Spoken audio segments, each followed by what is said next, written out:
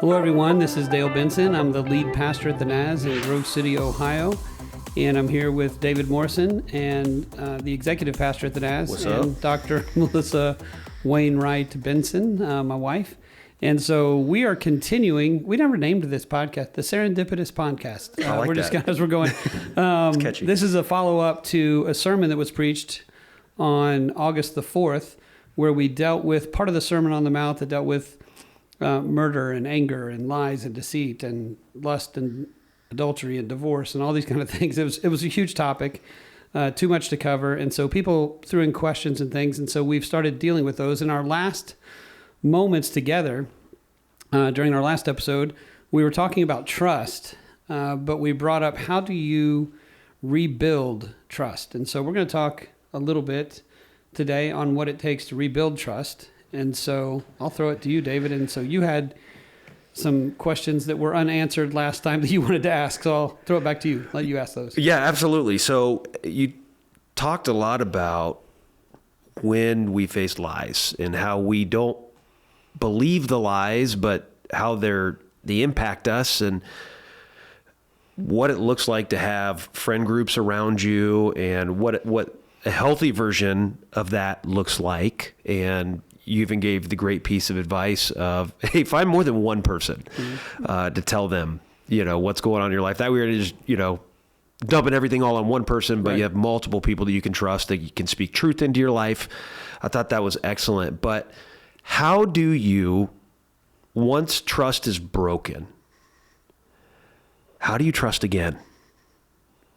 What does that look like? It looks like, for me, time. Time is certainly an element of it. It's pushing through hard times when I want to retreat. It was and is continuing to seek God's wisdom and guidance and help with that, and being in His Word. I also, through friends, and then I had a brother-in-law and a sister that really pushed on me, I will say, and I'm thankful for that. At the time, I was kind of, it was hard for me, and You're thankful most of the time for that. Thankful most of the time for that. That is correct. I retreated, as I said, into a prayer closet and then into my home. That was a safe place. I continued to do life and go outside of the home. I wasn't agoraphobic or anything like that, but home was safe. And one day I was talking to my brother-in-law and my sister and said, they were asking me at what point will I open my heart up again to someone else. And I said, I don't know. And I said, I'm really comfortable right here in my great room. And the response was, I think it's becoming your cave. And that really hit hard. And we do need those people that will be brutally honest, because I probably would have been in my great room for a long, long time, and what I said I didn't want was a hardened heart. Perhaps would have happened over time. I don't know. Yeah. Thankfully, I have a brother-in-law and a sister that will just say it like it is. And so that is what enters Dale into the picture, because they said, would you consider online dating again? I said, I'll do it one more time. And we're going to make a deal that if that doesn't work out, you're not going to say that to me ever again. But what was it Steve said to you? Steve said a funny thing about hindering someone else's prayers. Yes, that really got me. Yes, that's my brother-in-law. And he said, did you ever think that you might be blocking, hindering, delaying another man's prayers? Whoa. That's what I said. I said, no, I did not, Steve. But then I reflected, and I did begin to think, there's someone else out there that may have experienced something, may or may not have experienced something like mine, but maybe I do need to open up my heart. And so I would say time and finding someone. Thankfully, God did have Dale as the person, the only person that was there. And he was so safe. Are you saying because if there was somebody else, you would have picked them? No, That I'm was the only saying, person?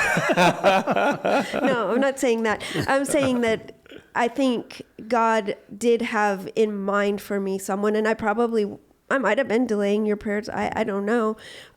And over time, he was gentle with my heart and allowed me the time and the time to open up my heart again, because it wasn't just an immediate switch. There was a lot to build trust. Yeah, I would say there's still trust and intimacy are two words that go hand in hand. And I think I tend to be fairly open. People say I'm vulnerable with my feelings or emotions. I don't know that I feel vulnerable. Most of it's because most people have been. I tend to trust that people are going to be kind and nice.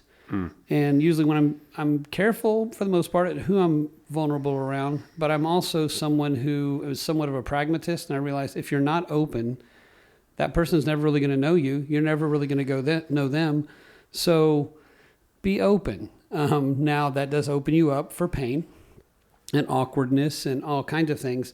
But as I had gotten to know Melissa better and began to realize, okay, this is someone that I have feelings for, and we worked. It was a spot where she hates this story, but Jared was going to ask on Sunday, who was the person that said "I love you" first, and it was me. And so we're at her house, and we're sitting in the great room, and we're sitting in the great room where she had prayed for the man, to be. And so here I am in her great room. God had brought me to the great room, but we're sitting there, and I looked at her, and I knew she wasn't ready to say it yet. There was enough expression and things that she would say and places that she would hesitate that I realized her heart, her emotions were coming toward me, but it was more subconscious than it was conscious, I would think, at that point.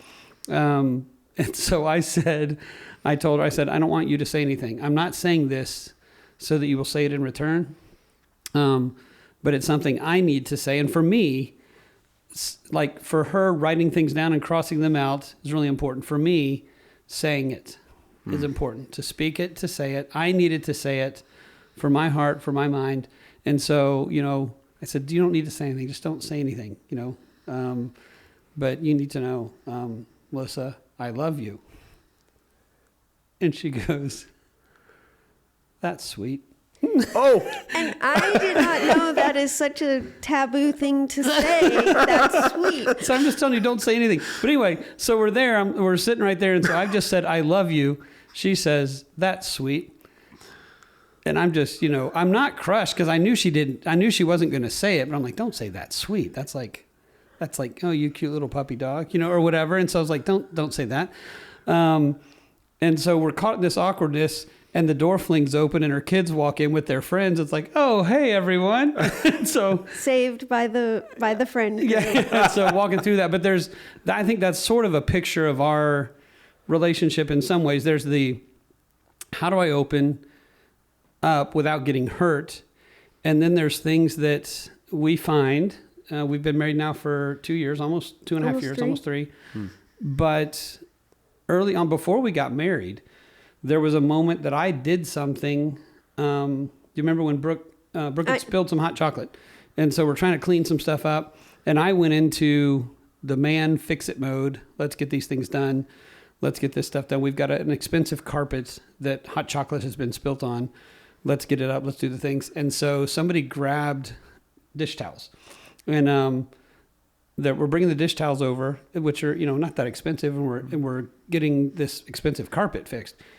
And Melissa goes, those are the good. I want rags. Those are the good dish towels. And I'm like, they're dish towels. Get this. And so we just go at it.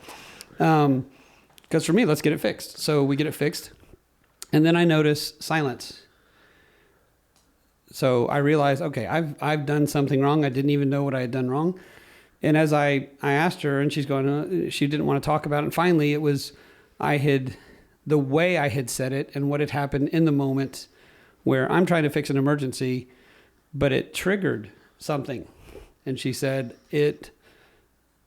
I know you don't mean this, but this is what I felt, and I'm not going to live that way, and I'm not going to have that. I'm like, whoa, how'd we get there? That is not my intent at all. we've had moments where I've had to talk to her about, I'm very extroverted. Melissa's a little more introverted. Because as I was going through my divorce, before it actually came out what was happening, my ex-wife had started pulling away in certain things. So Melissa, when she's busy and got all kinds of things, the things she does is goes away by herself. For me, that's a sign you don't want to be with me. What did I do? And so she would withdraw, not from me, just to go whatever. But for me, it's like, oh no, what have I done? What have I done? So I was always wondering what had gone on. It had nothing to do with Melissa. It had to do with my insecurities from some things in the past. But I had to go to her and say, look, I know. Well, first I had to say, did I do something? And we'd walk through that and then say, I know this is not the situation that I was in. But because of my past, when this happens, here's what springs up in me. Here's what triggers in my heart. And I get scared and worried, and I go places. Mentally, I know it's not the same thing. I shouldn't go there. But biologically and everything else, my body, the way I feel, the way my stomach hurts, everything goes a certain place, and I can't seem to stop that. So so both of us had to look at, I'm not trying to do that. How do I keep from doing that? I've had to tell her at times, sometimes if I do that, I don't even know that I'm doing it. So you'll have to point it out so that I will stop. And then I have to follow through on that if she does it. And I think as we've gone through that, there have been moments where if I say to her, can I, and we have to negotiate sometimes. I think that's true in any relationship of being able to have candid, open conversations and to be able to express, this is how I feel, and to come to an understanding of, we don't want to make each other feel that way. How do we respond in different ways? It has to happen through a conversation and at times a change of behavior on perhaps the other person, or looking for ways to not cause those situations to happen. But I think it's not only unique to us. I think that's true of relationships in general, of being able to have that honest conversation to not harm each other. Yeah, and counselors have helped us with language separately before we ever came together, and since we've come together. Melissa's real good at saying, be careful with you language, like when you did this to me, or you've done this. When in reality, what I can say is, when this happens, when you do this, here's how I feel. I can't control what you didn't do anything to me, but I get this feeling. And you're not giving me that feeling. That's it's hard for you as a person to say, Melissa is not giving me this feeling. I'm in control of my feelings. So what is causing me to have those feelings? And I realized it's not Melissa leaving the room to go be alone because she just needs some quiet time. It's what has happened in my past is causing a trigger. So it's not Melissa's fault. But I do need to be open and honest, because then when she would come back, I would feel, if I just let it happen and let it soak, then when she came back, I would be in a weird mood. And she's trying to figure out, why are you in a bad mood now? Well, I couldn't say, well, because you went away, because it wasn't her fault. It was, so you have to self-assess and take the blame for what's yours, but also admit, and that's where the vulnerability comes in, to admit, I'm broken, I'm hurt, this has happened to me. And when you do that, when you go there, you're not meaning to, but these feelings come up in me. It's not your fault. It's because of what's happened, and I feel like I've worked through it, and I thought I had, but here's what's coming up in me again. Most people don't want to admit that. That's hard to admit. It's a sign of weakness. But to say, this is what's going on, so now I'm trusting you with that. And what you do with it is up to you. But know that if I'm acting this way, it's causing me to feel this way. And so for her to go, I don't want you to feel that way. So sometimes, while she might need alone time, most of the time what it takes is reassurance of saying, I'm not mad at you. I just need some alone time. I'm an extroverted introvert. Yeah. And so once she says it and I realized, okay, you're not mad at me. I haven't done anything. No, what have you done? I don't think you've done anything. Work's been busy. Stuff. See, speaking of work, work's busy. Stuff's going on. And I just need, I need to recharge and she recharges alone. When I want to recharge with her. That's just the difference in our personalities. And so I'm, okay, go get your batteries recharged and I'll be here. Knowing now, okay, she's not mad at me. So my mind doesn't have to go all these horrible places while she's alone, but she's been able to trust me with that. And then in moments where I've had to figure out how to give her the space she needs at certain times.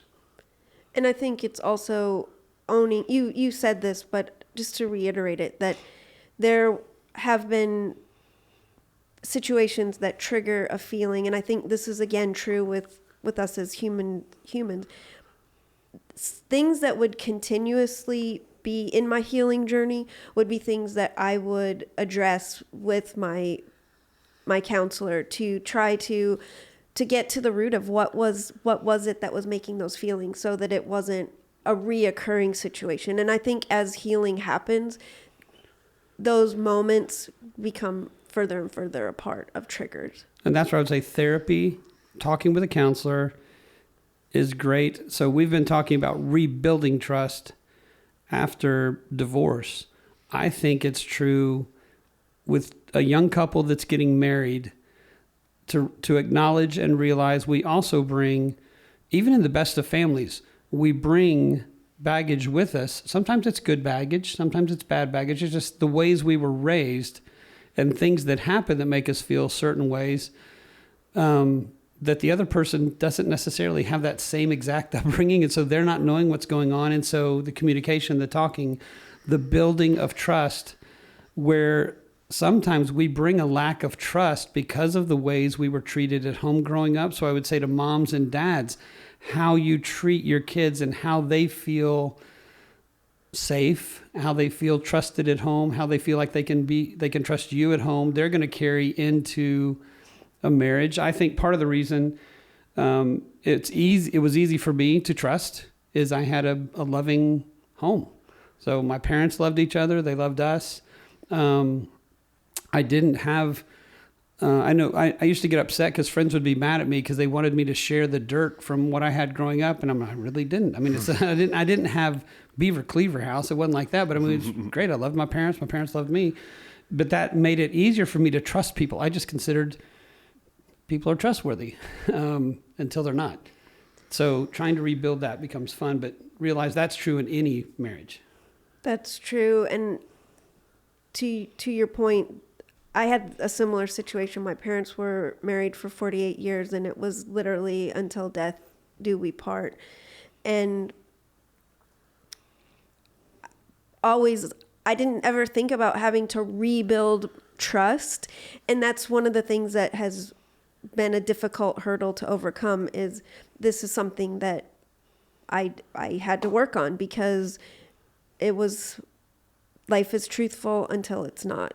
Yeah. Well, so what I'm hearing is, how do you rebuild trust? Well, there's lots of steps and conversation and vulnerability that happens, and a lot of honesty, but ultimately it's kind of getting back to that point where you have to make a decision to trust again.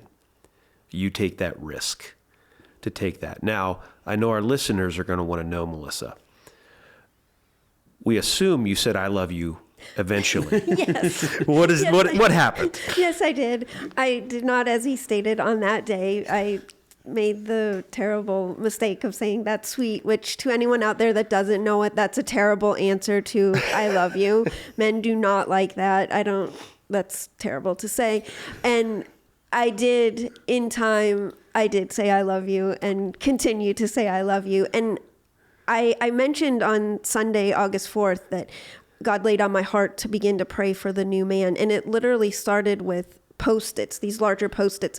"Dear Heavenly Father," a series of them, and along the wall, "Amen."